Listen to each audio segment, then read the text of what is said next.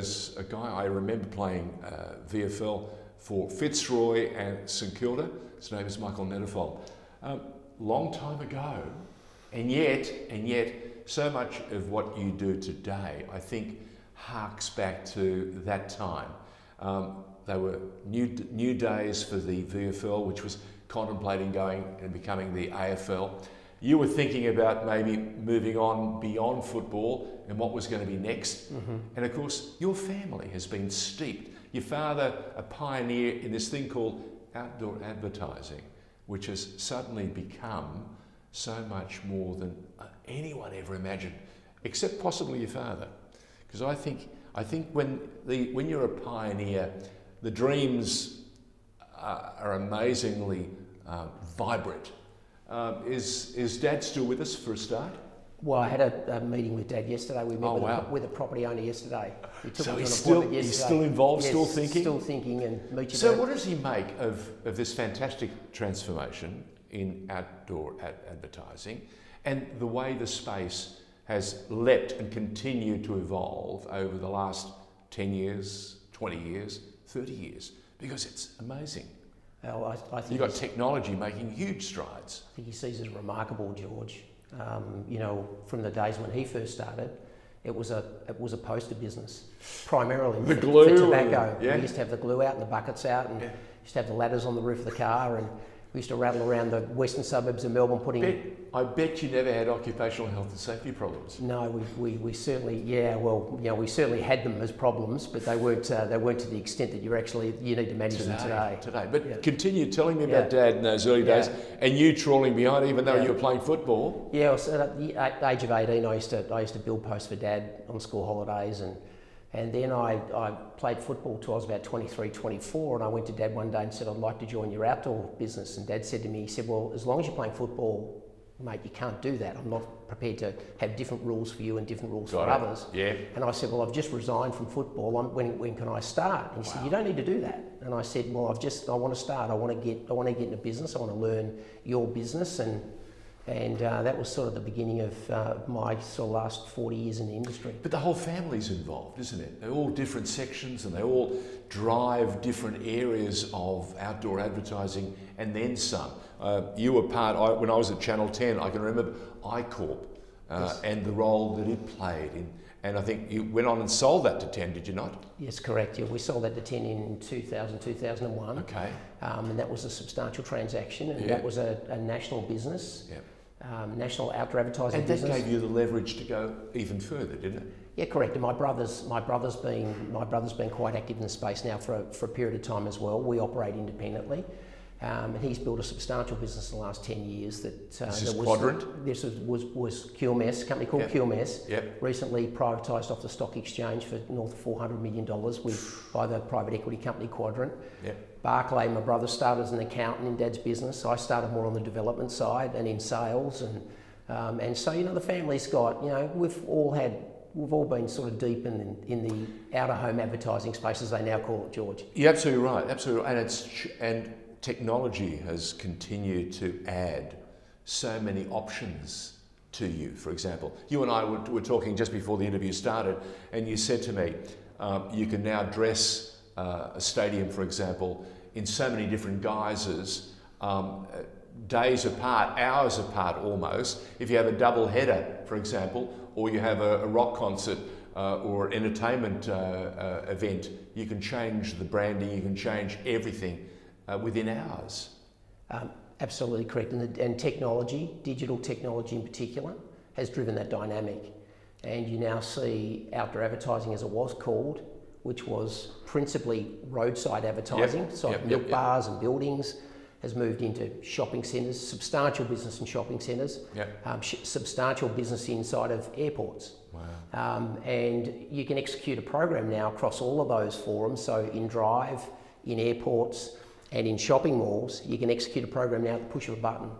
And that's had a profound impact on advertisers' ability to use the medium, but importantly also, George, on valuations of these businesses, which is a dynamic all in itself. I was going to say it's changed outdoor advertising now, and the might and the power of outdoor advertising you can fit the power of 7, 9 and 10 And outdoor advertising can actually cover them if you think about the potential power of spreading the word.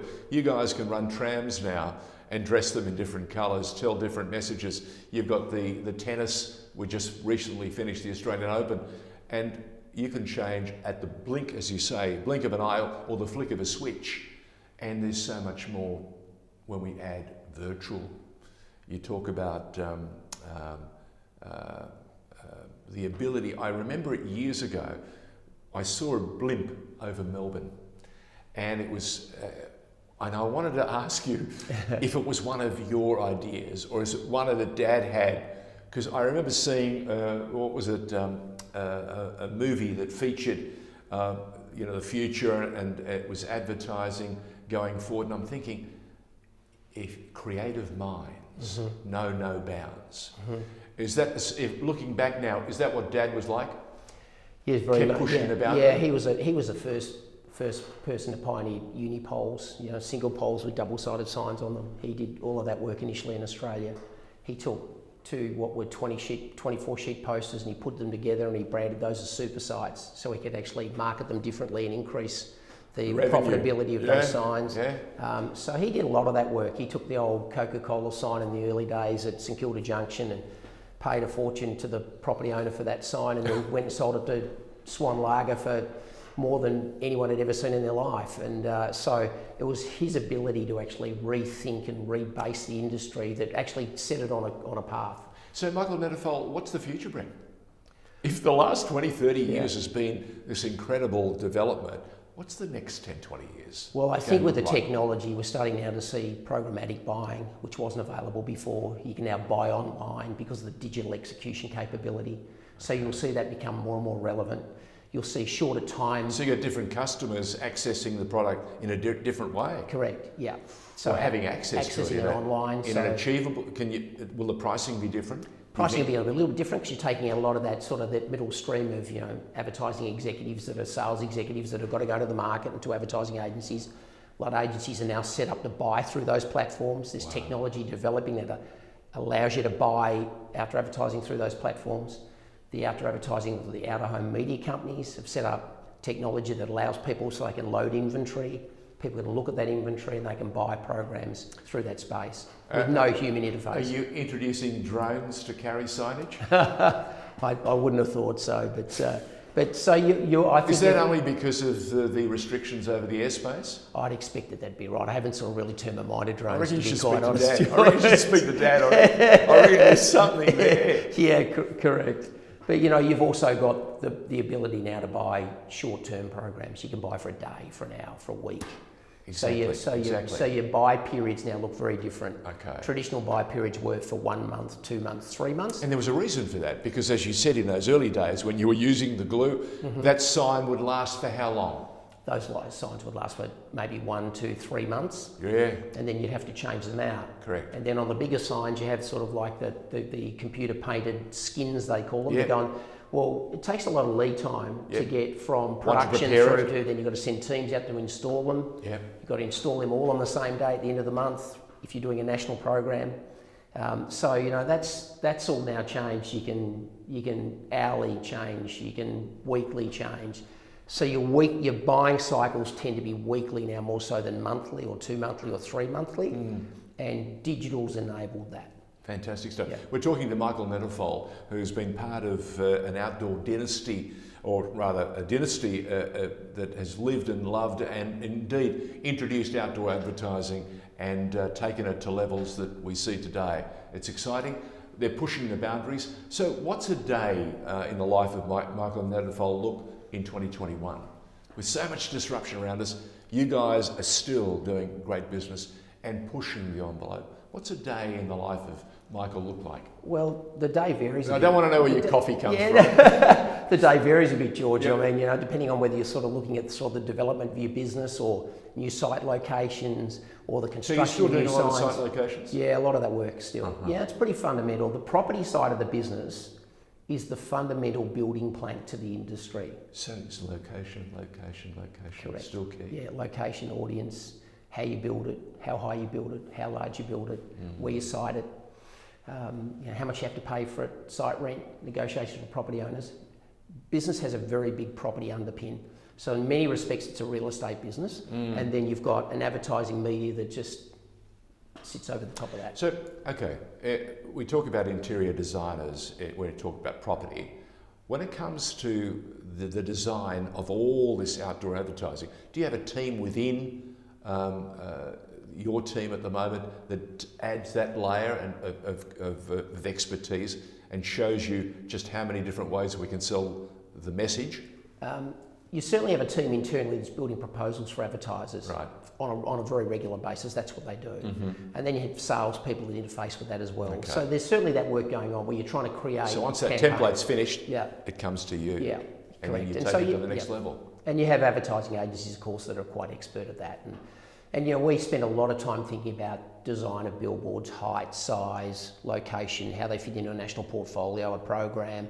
So there's a lot of variables that sort of fit into the mix, which is 20, 30, 40 And your years of customers from the federal government all the way through? Yeah, as you'd see on TV, as you'd see in Major print, globals. newspaper, not print anymore, it's all online, Yeah. it's print in part. But the valuations of these outdoor companies, as we mentioned before, George, have gone, a company like O-Media would be capitalised on the Australian share market at the moment at somewhere in the order of $900 million. Well, that's one of the major 3 companies in Australia.